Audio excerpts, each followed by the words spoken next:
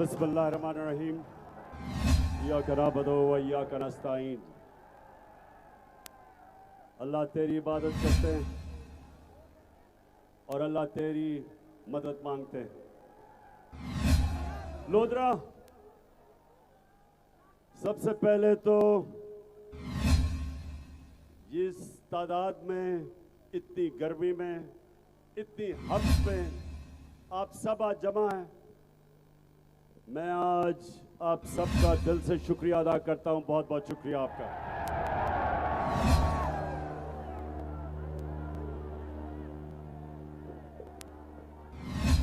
अच्छा लोधरा,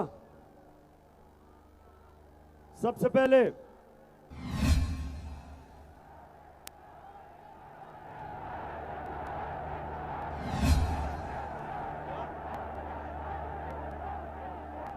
लोधरा, अभी मैं लोटों के ऊपर भी आने लगा हूं,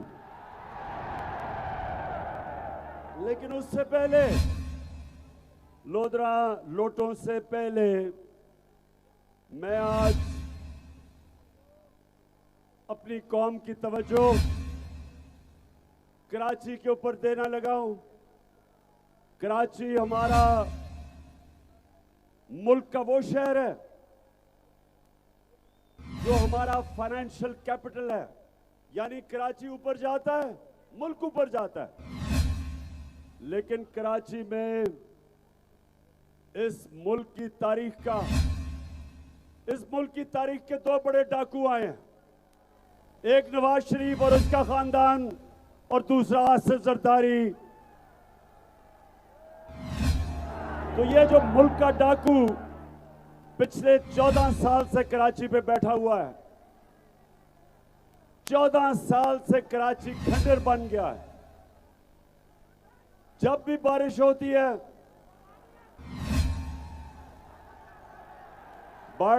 है, तो क्या पानी आता है। तो जब बारिश होती है, आज तक ये जरदारी और इसका जो चोरों का टोला है, इन्होंने कभी नहीं सोचा कि हम बारिश की कोई तैयारी करें। जिस तरह पंजाब,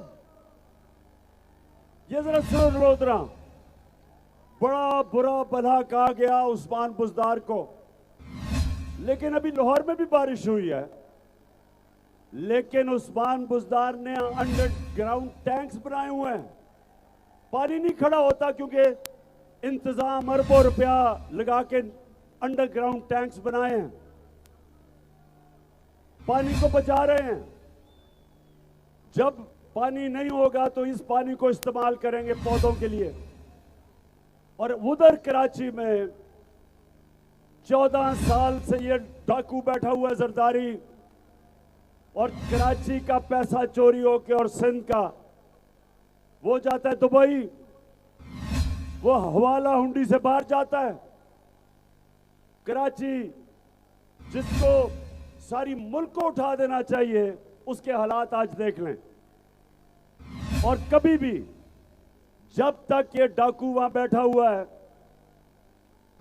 कराची आगे नहीं बढ़, सिंध आगे नहीं बढ़ने लगा।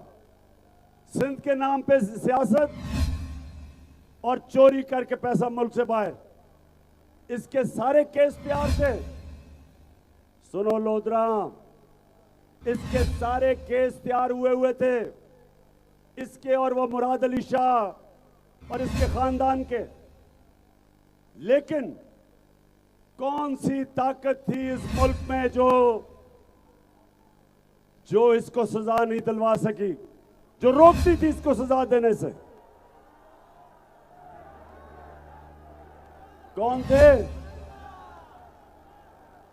बस जो भी ताकत थी, मैं आपको यकीन दिलाता हूं कि मैंने पूरी कोशिश की कि इन चोरों को, इनका एहतसाब किया जाए, इनको सजा दी जाए। लेकिन ये फिर मैं कभी बताऊंगा कि जिनके पास ताकत थी, मुझे अफसोस से कहना पड़ता है कि वो चोरी को इतना बुरा नहीं समझते थे। जिस तरह इनका एक रस्तू है नून लीग का, एहसन इकबाल, वो कहता करप्शन होती है, यानी कहता मुल्क तरक्की कर जाता है करप्शन के बावजूद।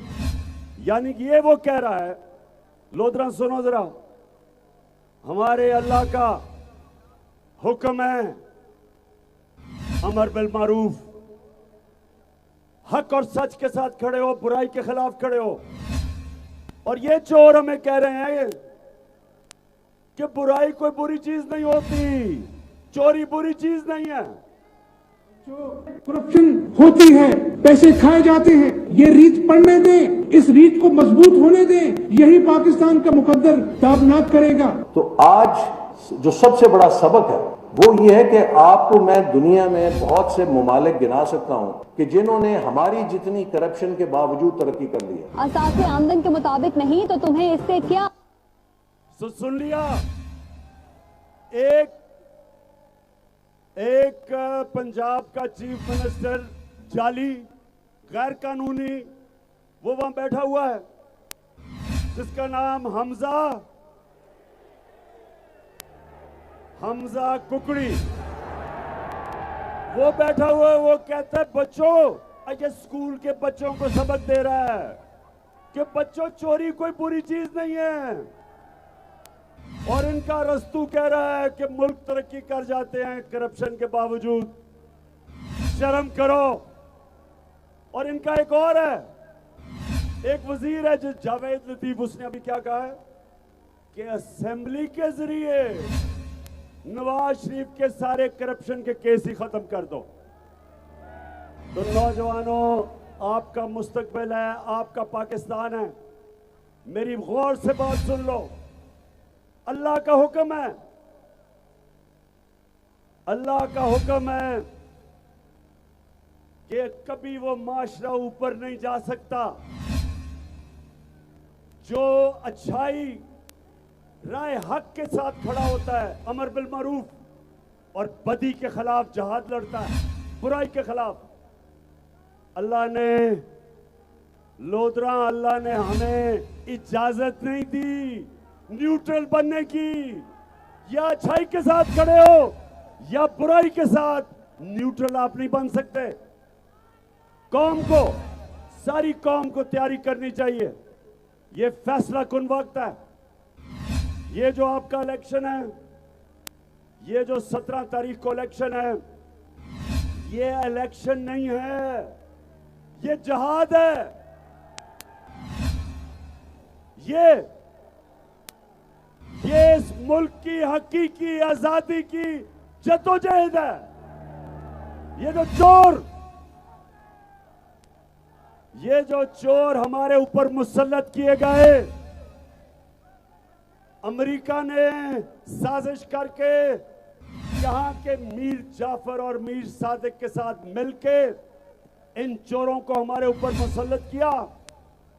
और ये चोर क्या कह रहे थे जब मेरी हुकूमत थी कि जी बहुत ज्यादा महंगाई है पाकिस्तान में, महंगाई इतनी है कि इमरान खान को हटा दिया जाए।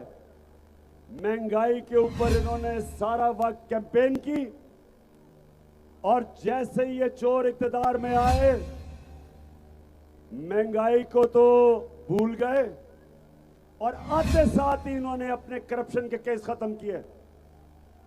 1100 अरब रुपए की इन्होंने अपनी चोरी, जो इन्होंने 10 साल में मिलकर चोरी की थी जरदारी ने और शरीफ खानदान ने, आते साथ ही 1100 अरब रुपए अपने माफ करवाए। इससे बड़ा डाका कभी पाकिस्तान पे पड़ा ही नहीं है। आपका पैसा था लोधरा, ये आपका पैसा था। 1100 अरब रुपया आपका पैसा था। ये जो इन्होंने आते साथ ही नैब की अमेंडमेंट करके अपने आप को एनआरओ दिया, और फिर आपने शायद वो सोशल मीडिया पे देखा होगा, एहसन इकबाल मैकडॉनल्ड खाने गया था,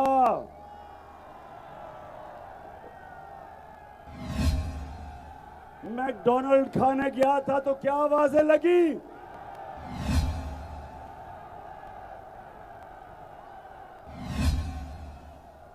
कहता है कि इमरान खान ने लोगों को ये बदतमीजी सिखा दी है और एहसन इकबाल झूठे अरस्तों, ये बदतमीजी नहीं है, हकीकत है। तुम चोर हो। तुम्हारा जो जिसके कदमों में आप गिरते हो, क्योंकि शाही खानदान है शरीफों का, आप सब उनके दरबारी हो। आपको पता है कि नवाज शरीफ इस मुल्क का सबसे बड़ा डाकू है। जरदारी के साथ मिलके इन्होंने मुल्क को मकरूज करवाया और आपको शर्म नहीं आती कि आप इनके जूते पॉलिश करते हो इन चोरों के, और फिर कहते हो कि इमरान खान ने सिखा दिया जी बदतमीजी करना। ये हकीकत है। 1100 अरब रुपया आपने आते साथ ही इस कौम का हजम किया। आपने डाका मारा 1100 अरब रुपए का, और कौम, मैं आज आपको कह रहा हूं, जिधर भी आपको दुनिया में पाकिस्तानी मिलेगा वो आपके ऊपर 2 लफ्ज कहेगा, चोर और गद्दार। गद्दार हो आप। अमेरिका के साथ मिलके आपने वो हुकूमत गिराई झूठ बोल के कि जी बहुत ज्यादा महंगाई थी। जरा लोधरा ये सुन लो, जब से ये आए हैं ये जरा गौर से सुनो। मैं ये जरा सिर्फ आपको आज बताना चाहता हूं कि 2 महीने में इन्होंने इस मुल्क से किया क्या। दाल चने की एक एक चीज मैं बताऊंगा। 21% कीमत बढ़ी दाल चने की। मसरूर की दाल 30% बढ़ी।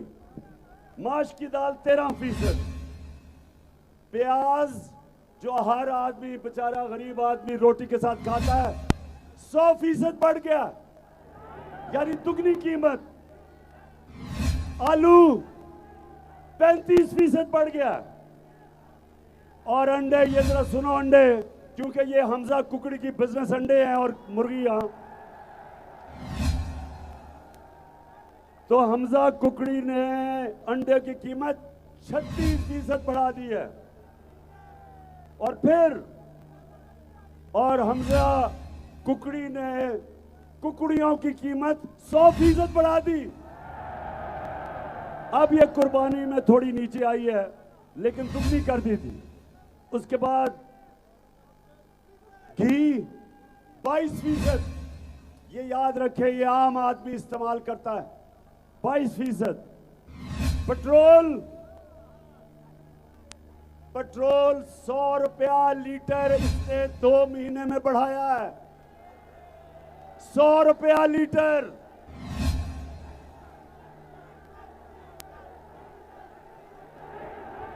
और लोधरा, जो हर बेचारे किसान को अपने ट्यूबवेल के लिए इस्तेमाल करना पड़ता है, ट्रैक्टर के लिए,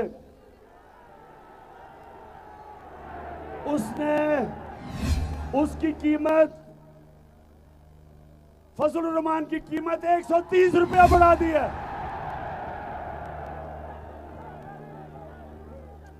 तो सुन ले, फजलुर रहमान जो इनके साथ मिला हुआ है, 3 स्टूजेस, तीसरा ये है, हर गवर्नमेंट के साथ फिट इन हो जाता था। हमारी पहली असेंबली थी जो डीजल के बगैर चली। आज उसने अपनी कीमत 130 रुपए लीटर जब से हम गए हैं बढ़ा दी है। पूछो किसानों से, जनरेटर्स वो डीजल पे चलते हैं, ट्रैक्टर पूछे, ट्यूबवेल। आज जरा किसानों, मैं ये पूछना चाहता हूं, क्योंकि यहां तो लोधरा में ज्यादातर आप किसान हो, मुझे ये बताएं कि हमारे जमाने में जो कपास थी, कॉटन थी, वो 14,000 थी, आज वो नीचे आ गई है 6,000 पे। हमारे जमाने में गन्ने पे हमने कानून बनाया था कि जो भी किसान है जो गन्ने पे, जो शुगर माफिया उन पे जुल्म करता था, उनको कटौती करता था, उनको कीमत नहीं देता था, 180 रुपया कीमत तो 120 रुपए में बेचारा सारा साल मेहनत करके किसान 120 रुपए देता था, कटौती हो जाती थी बीच में, और फिर 6-6 महीने 1 साल उस बेचारे किसान को पैसे नहीं मिलते थे। हमने बदला, हमने आते साथ ही कानून बनाया कि फौरी तौर पे किसान को पैसा दिया जाएगा। मेहनत कश को मेरे नबी सल्लल्लाहु अलैहि वसल्लम का हुक्म है कि उसका पसीना भी ना सूखे तो उसको पैसे दो। हमने पैसे दिलवाए अपने किसान को, कानून बनाया कि आपको फौरी पैसे देने पड़ेंगे किसान को, और उसको पूरा पैसा दिलवाया। और जब से ये आया है चेरी ब्लॉसम, जूते पॉलिश करने वाला शहबाज शरीफ, शहबाज शरीफ का कमाल ये है कि वो गोरा देख लेता है तो वो बस उसके पैरों में गिर जाता है। बर्तानिया के एम्बेसडर में मुंह में केक खिला रहा है उसको, और शर्म करो शहबाज शरीफ, शर्म करो। प्राइम मिनिस्टर एक एम्बेसडर उसका गोरा रंग देख के तो मुंह में केक डाल रहा है उसके, और जब भी बूट नजर आते हैं फौरी चोल पॉलिश शुरू हो जाती है वहां। तो ये शहबाज शरीफ, क्योंकि इनकी शुगर मिल्स हैं, अब फिर वापस किसान को पूरी कीमत नहीं मिल रही, और फिर 6-6 महीने उन बेचारों को इंतजार करनी पड़ती है पैसे की। तो किसानों, मैं ये आपको इसलिए चीजें बता रहा हूं कि ये आज मैं आपके पास आया इसलिए हूं लोधरा, ये आपने जहाज समझना है। 17 तारीख को इलेक्शन नहीं है, ये हकीकी आजादी की जंग है। आपने घर घर जाना है, सबने, आपने डोर टू डोर जाना है, आपने लोगों को बताना है, जगाना है कि ये जो बैरूनी अमेरिकी साजिश के तहत डाकुओं को हमारे ऊपर बैठा दिया है, जो पैसा बनाने आते साथ ही 1100 अरब रुपए का इस मुल्क पे डाका मारा उन्होंने, महंगाई आसमानों पे। आप ये सुने, बिजली हमारे जमाने में 16 रुपए यूनिट थी, हमने 5 रुपए सब्सिडी दी, उसको कम किया, आज बिजली 32 से 36 रुपए यूनिट है। अभी आपको बिल आएंगे, आपको पता चलेगा कि बिजली की कीमत इन्होंने जो की है, कितने लोग गुजारा कर सकते हैं उसमें। उसके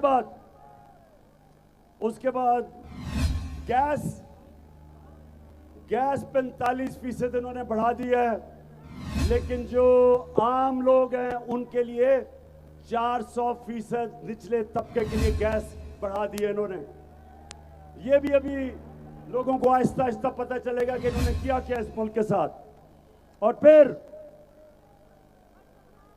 और जो कुकड़ी की कीमत थी वो 300 रुपए थी, 600 रुपए पे पहुंच गई थी, अभी कुर्बान में थोड़ी नीचे आई है। तो मेरे लोधरा के नौजवानों और बुजुर्गों,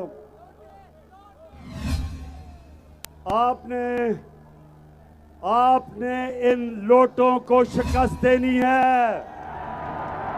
हाथ खड़ा करके मुझे बताओ कि तुम लोटों को हराओगे।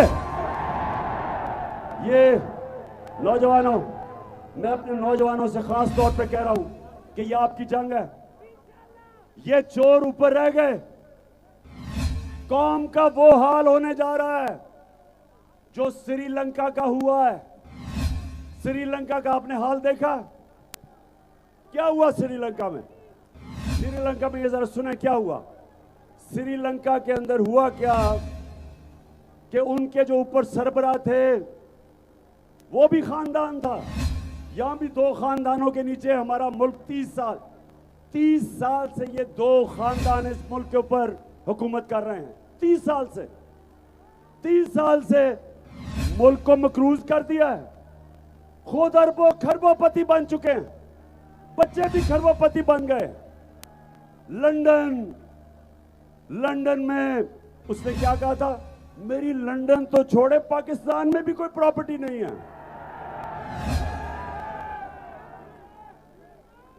अच्छा एक मिनट, एक मिनट, मैं जरा शहबाज शरीफ का एक क्लिप आपको दिखाना चाहता हूं, ये जरा सुने।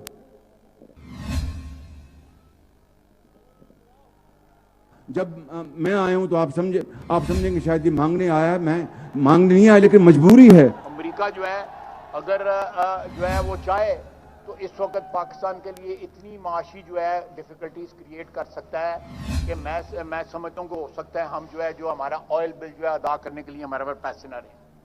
ऑलरेडी जो माशी हालात जो है हमारे इंतहाई मखदूश हैं। ये सारे वेंटिलेटर जो है ना ये लगे हुए हैं, अमेरिका की मर्जी से लगे हुए हैं। अमेरिका चाहे तो ये सारे के सारे जो हमें जो इस वक्त ड्रिप्स लगी हुई हैं या वेंटिलेटर लगे हुए हैं, सारे के सारे ऑफ हो जाते हैं। Beggars can't be choosers.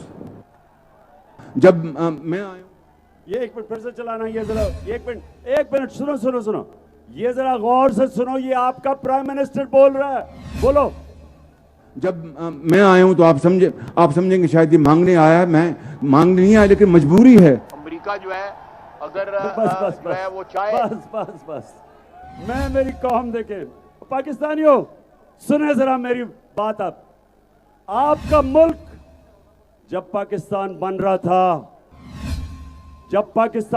था तो मेरा कायदे आजम, इस मुल्क का अजीम लीडर, एक गुलाम हिंदुस्तान में एक आजाद इंसान था, खुददार इंसान था। और हमारे मुल्क बनने पे जो नारा था कि पाकिस्तान का मतलब क्या, मेरा तेरा रिश्ता क्या, इसका मतलब ये कि आज हमारा सारा मुल्क, बलोचिस्तान, सिंध, गिलगित बल्तिस्तान, आजाद कश्मीर, सिंध, पंजाब, हमारा एक ही रिश्ता है, ला इलाहा इल्लल्लाह। हम सब एक कलमा हमें इकट्ठा रखता है। इसकी वजह से हमारी जुबानें भी मुख्तलिफ हैं, कोई सिंधी बोलता है, कोई पश्तो बोलता है, कोई बलोच, हमारी सारे पंजाबी बोलता है, कोई, हम सब मुख्तलिफ हैं, लेकिन हमारा रिश्ता एक है, ला इलाहा इल्लल्लाह। अब ये जो चेरी ब्लॉसम ने बात की कि जी मैं भीख तो नहीं मांगने आया, और दूसरा कहता है जी हम तो अमेरिका ने अगर चाहे तो हम मारी जाएंगे। बेशरम लोगों, शर्म करो। एक अजीम मुल्क के कीदर लीडर हो, बेशरम लीडर हो, भिखारी हो तुम। कहता अगर हम अगर भीख नहीं मांगे, कहता अगर हम अमेरिका की इसलिए गुलामी कर रहे हैं कि हम भिखारी हैं। शहबाज शरीफ, तुम और तुम्हारा भाई और ये जरदारी भिखारी है। ये कौम गैरतमंद कौम है, कौम ला इलाहा इल्लल्लाह का दावा करने वाली कौम है। हम स्वाय अल्लाह के किसी के सामने नहीं झुकते। हमें तो हमारे कलमा ने आजाद कर दिया है।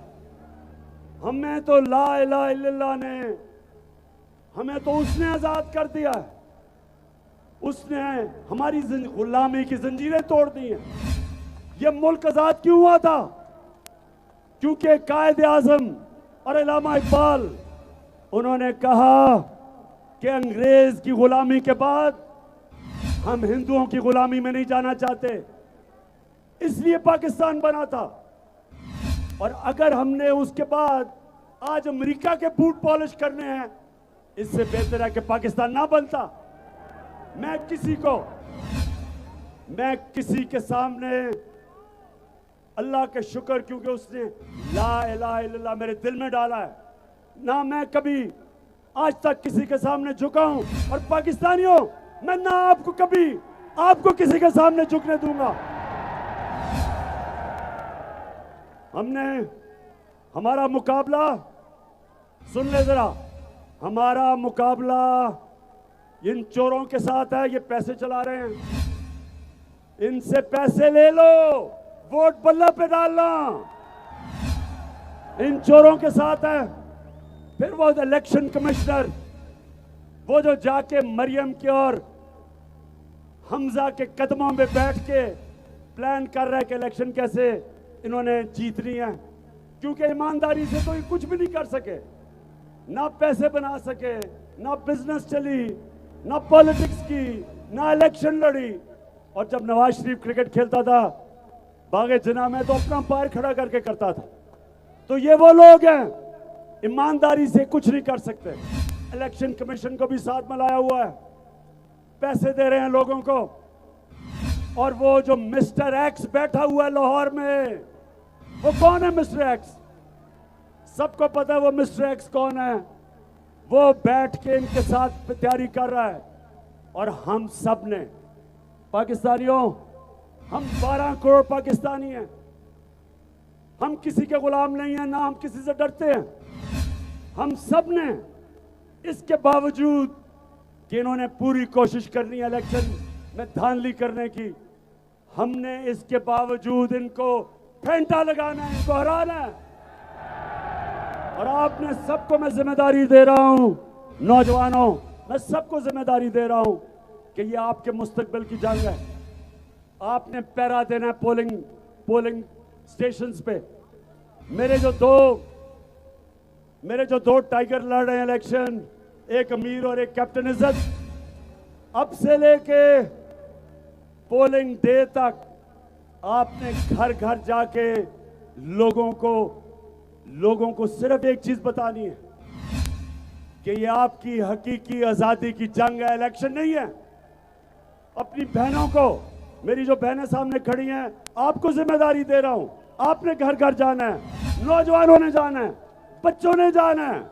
और इंशाअल्लाह जिस तरह पाकिस्तान और हिंदुस्तान की तारीख में, क्रिकेट की तारीख में वाहिद कप्तान हूं, अल्लाह का करम है, जिसने हिंदुस्तान जाके उनके अंपायर होते हुए वाहिद कप्तान हूं, हिंदुस्तान के पैरों के बावजूद उनको हरा के आया था। इसी तरह अब इनको हमने हराना है। तो नौजवानों, आप सब तैयार हो? हाथ खड़ कर बताओ, तैयार हो आप सब? उधर भी तैयार हो? ये जंग आपकी है। और इंशाअल्लाह जब ये इलेक्शन हो जाएगा तो लोधरा में आपके पास आके और इंशाअल्लाह हम यहाँ अल्लाह का शुक्र अदा करेंगे। बहुत मेहरबानी। पाकिस्तान जिंदाबाद।